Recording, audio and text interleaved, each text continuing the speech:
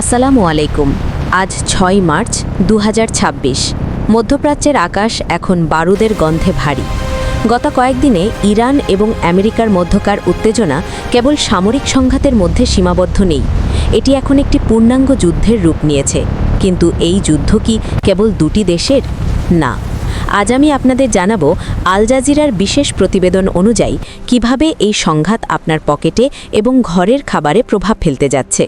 আল জাজিরার সর্বশেষ খবর অনুযায়ী তেহরান সহ ইরানের প্রধান শহরগুলোতে হামলা তীব্রতর হয়েছে। প্রতিবেদনে বলা হয়েছে ৩,০০০-এর বেশি বেসামরিক স্থাপনা ক্ষতিগ্রস্ত হয়েছে, যার মধ্যে হাসপাতাল এবং স্কুলও রয়েছে। ইরানের পাল্টা জবাবে ইরাক ও কুয়েতে থাকা মার্কিন ঘাঁটিগুলোতে ব্যাপক ক্ষেপণাস্ত্র হামলা চালানো হয়েছে। কিন্তু এর সবচেয়ে বড় শিকার হচ্ছে সাধারণ মানুষ। সীমান্তে হাজার হাজার মানুষ বাস্তুচ্যুত। মানুষের চোখে মুখে কেবল বাঁচার আকুতি। এটি কেবল ড্রোন আর মিসাইলের যুদ্ধ নয়, এটি একটি মানবিক বিপর্যয়। আল জাজিরা জানাচ্ছে ১২টিরও বেশি দেশ সরাসরি এই সংঘাতের প্রভাবে থমকে গেছে। এবার আসা যাক আপনার জীবনের ওপর এর প্রভাব নিয়ে। যুদ্ধের কারণে বিশ্বের সবচেয়ে গুরুত্বপূর্ণ নৌপথ হরমুজ প্রণালী কার্যত বন্ধ। আল জাজিরা এবং গোল্ডম্যান স্যাক্সের তথ্য অনুযায়ী বিশ্ববাজারে ব্রেন্ট ক্রুড অয়েলের দাম ব্যারেল প্রতি $৭০ থেকে লাফিয়ে $৮২ পৌঁছেছে।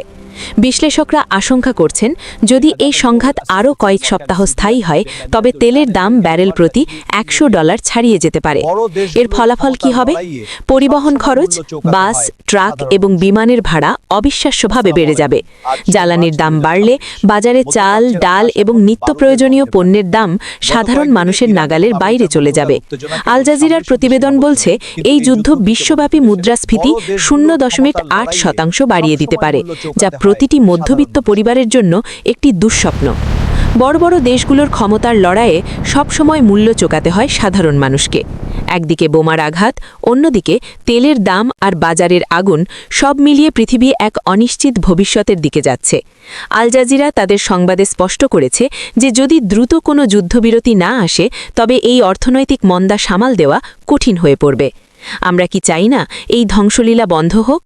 আপনার কি মনে হয়, এই যুদ্ধ কি কেবল জ্বালানির দাম বাড়াবে নাকি বিশ্বকে এক দীর্ঘস্থায়ী দুর্ভিক্ষের দিকে ঠেলে দেবে? কমেন্টে আপনার মতামত জানান। ভিডিওটি শেয়ার করে অন্যদেরও যুদ্ধের এই ভয়াবহ অর্থনৈতিক দিকটি সম্পর্কে সচেতন করুন। ধন্যবাদ।